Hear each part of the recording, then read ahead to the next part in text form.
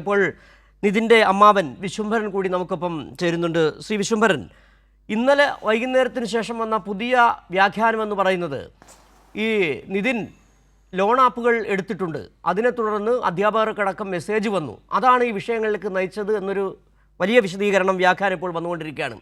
നിതിന് സാമ്പത്തിക പ്രശ്നങ്ങൾ ഉണ്ടായിരുന്നു, ഇതിൻ്റെ അമ്മയ്ക്ക് എന്തോ ചികിത്സയുമായി ബന്ധപ്പെട്ട് പണം എടുക്കേണ്ടി വന്നിട്ടുണ്ട്, ലോൺ എടുക്കുകയും ചെയ്തിട്ടുണ്ട്.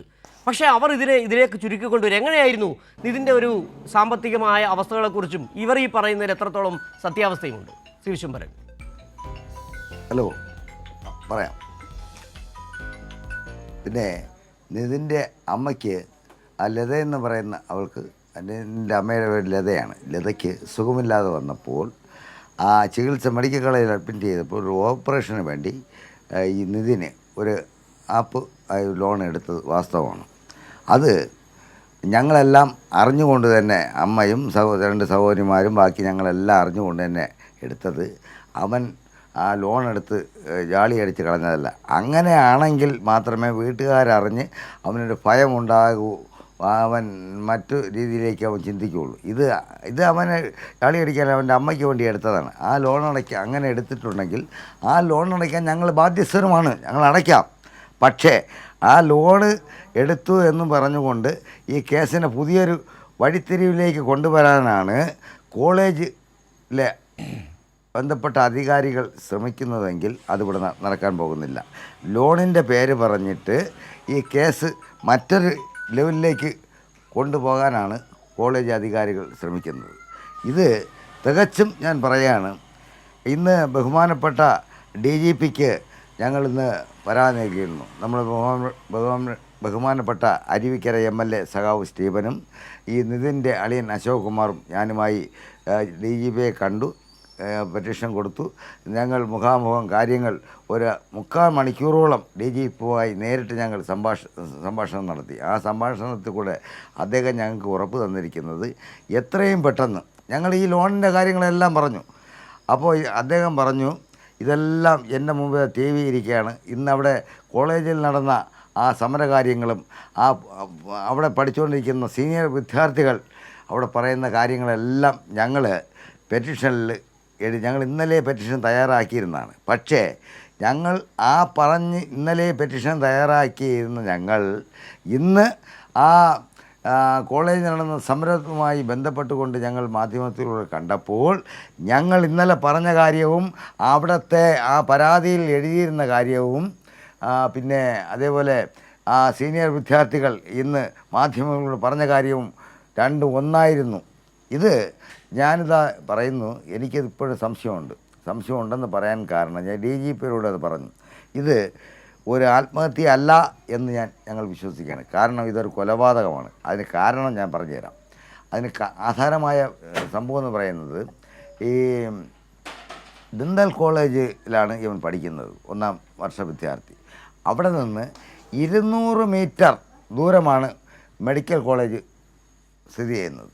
ആ മെഡിക്കൽ കോളേജിൽ അവൻ അങ്ങനെ ആത്മഹത്യ ചെയ്യണമെങ്കിൽ അവൻ പഠിക്കുന്ന സ്ഥാപനത്തിൽ നിന്ന് എടുത്ത് ചാടാമായിരുന്നു. അവിടെ നിന്ന് അവന് വരേണ്ട യാതൊരു ആവശ്യവുമില്ല. അവിടെ നിന്ന് 200 മീറ്റർ കടന്നു വന്ന് ആ മെഡിക്കൽ കോളേജിലെ 5ാമത്തെ നിലയിൽ നിന്ന് ചാടി. ഇത് ഇത്ര വിശദമായിട്ട് പറയാൻ കാരണം, ഞാൻ ഈ സംഭവ സ്ഥലത്ത് അറിഞ്ഞു പറഞ്ഞാൽ ഞാൻ അവിടെ പോയ ഒരാളാണ്. പോയപ്പോൾ ആ ബോഡി അവിടെ ഇൻക്വസ്റ്റ് നടത്തിയ സന്ദർഭത്തിൽ ആ ബോഡി പരിശോധന സമയത്ത് ഞാനും ഞങ്ങളോട് പോയത് 5 പേരും കൂടെ ആ ബോഡി ഞങ്ങളുടെ കൂടെ അടുത്ത് ഇൻക്വസ്റ്റ് നടത്തിയപ്പോൾ അടുത്തിരുത്തിയ SI സർക്കിൾ ഫോട്ടോ എടുക്കാൻ പറഞ്ഞു. ഇൻക്വസ്റ്റ് തയ്യാറാകുമ്പോൾ ബന്ധുക്കളും പഞ്ചായത്ത് മെമ്പർ, ഞാൻ പഞ്ചായത്ത് മെമ്പർ കൂടെ 10 വർഷം പഞ്ചായത്ത് മെമ്പറായിരുന്ന ആളുകൂടെയാണ്. അപ്പോൾ എനിക്ക് എൻ്റെ വകുപ്പുകളൊക്കെ അറിയാം. പഞ്ചായത്തിൻ്റെ ഒരു അധികാരികൾ നമ്മളവിടെ ഇൻക്വസ്റ്റ് തയ്യാറാക്കുമ്പോൾ അടുത്ത് നിൽക്കണം, ബന്ധുക്കളും. അപ്പോൾ അങ്ങനെ ഇതുമായി ബന്ധപ്പെട്ട് ഞങ്ങളവിടെ ഇരുന്നു ഫോട്ടോ അവൻ്റെ ശരീരത്തെ പരിശോധിച്ചപ്പോൾ ഞങ്ങൾ നോക്കിയപ്പോൾ അത്തരത്തിലുള്ള ഒരു 5 നിലയിൽ മണ്ടയിൽ നിന്ന് ഒരാൾ വീണ് കഴിഞ്ഞാൽ തികച്ചും സ്വാഭാവികമായി അത് കറങ്ങി വന്ന് തലയിടിക്കും. 1, 2 കൈകാലുകൾ ഒടിയും. അവിടെ ആണെങ്കിൽ ഒരു പഴയ ഫൗണ്ടേഷൻ കെട്ടിയ കരിങ്കല്ലുകളിന് വിധേയമായൊരു തറയാണ്. അപ്പോൾ അത്തരത്തിലുള്ള യാതൊരു വിധമായ മുറിവുകളും അതിൽ ഞങ്ങൾക്ക് അവിടെ കാണാൻ കഴിഞ്ഞില്ല.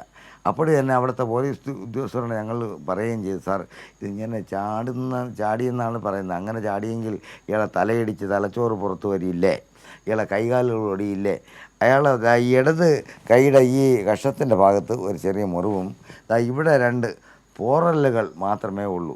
ഇങ്ങനെ 5ാമത്തെ നിലയിൽ നിന്ന് താഴേക്ക് വീണ അത്രയും അവിടെ മണലല്ല കിടന്നത്, ആ പഞ്ഞിയല്ല അടിയിൽ കിടന്ന വീണ സ്ഥലത്ത് കരിങ്കല്ലാണ്.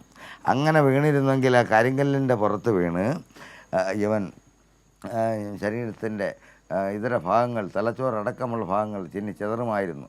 അവിടെ യാതൊരു വിധമായ അങ്ങനെ ഒരു ലക്ഷണങ്ങളൊന്നും ഞങ്ങളവിടെ കണ്ടില്ല. ആ സമയം മുതലേ ഞങ്ങൾക്കവിടെ സംശയമാണ്. അത് പോയിട്ട് ഈ കോളേജിൽ പഠിക്കുന്ന കോളേജിൽ ഇത്രയും വലിയൊരു സംഭവം നടന്നിട്ട് ഞങ്ങളവിടെ ചെന്നപ്പോൾ അവിടെ ഒരു സംഭവം നടക്കുന്നതിൻ്റെ യാതൊരു പ്രതിവിധികളും ഞങ്ങൾക്കവിടെ കാണാൻ കഴിഞ്ഞില്ല.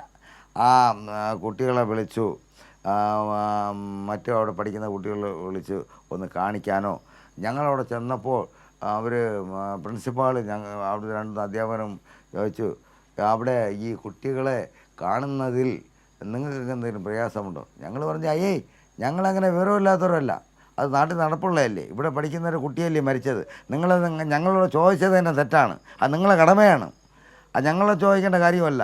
ആ കുട്ടികളെ ഇവിടെ കാണിക്കാനുള്ള മറ്റു കുട്ടികളെ കാണിക്കാൻ നിങ്ങളെ സ്ഥാപനത്തിൽ പഠിച്ച ഒരു കുട്ടി ഇവിടെ മരണപ്പെട്ടപ്പോൾ ആ കുട്ടിയെ കാണിക്കേണ്ട 100% ബാധ്യത നിങ്ങൾക്കാണ്, ഞങ്ങൾക്കല്ല, ഞങ്ങളോട് ചോദിക്കേണ്ട കാര്യമില്ല. അപ്പോൾ നിങ്ങൾ ചോദിച്ചതിക്ക് പറയാം, ഞങ്ങൾക്ക് അതിൽ യാതൊരു തടസ്സവുമില്ല എന്ന് പ്രിൻസിപ്പാളെടുത്തും അവിടുത്തെ അധ്യാപകരെടുത്തും ഞങ്ങൾ പറഞ്ഞു.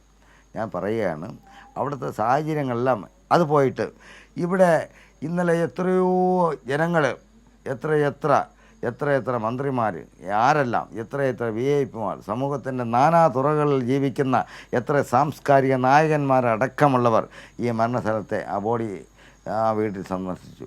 ആ കോളേജിൽ നിന്ന് ഒരു അധ്യാപകനോ അല്ലെങ്കിൽ ചിലപ്പോൾ അധ്യാപകന് വരാൻ, ചിലപ്പോൾ ഈ അവിടുത്തെ ഒരു അധ്യാപകൻ റാമെന്ന് പറയുന്നവൻ്റെ ആണ് 1-ാം പ്രതി, 2-ാം പ്രതി ഇവളാണ്, സംഗീതം എന്ന് പറയുന്ന അധ്യാപകയാണ്, 3-ാം പ്രതി അവിടുത്തെ ഒരു കമൽരാജ് എന്ന് പറയുന്ന ഒരു വാർഡനാണ്. അപ്പോൾ ഇവരെ 3 പേരെ ചേർത്താണ് പ്രതി.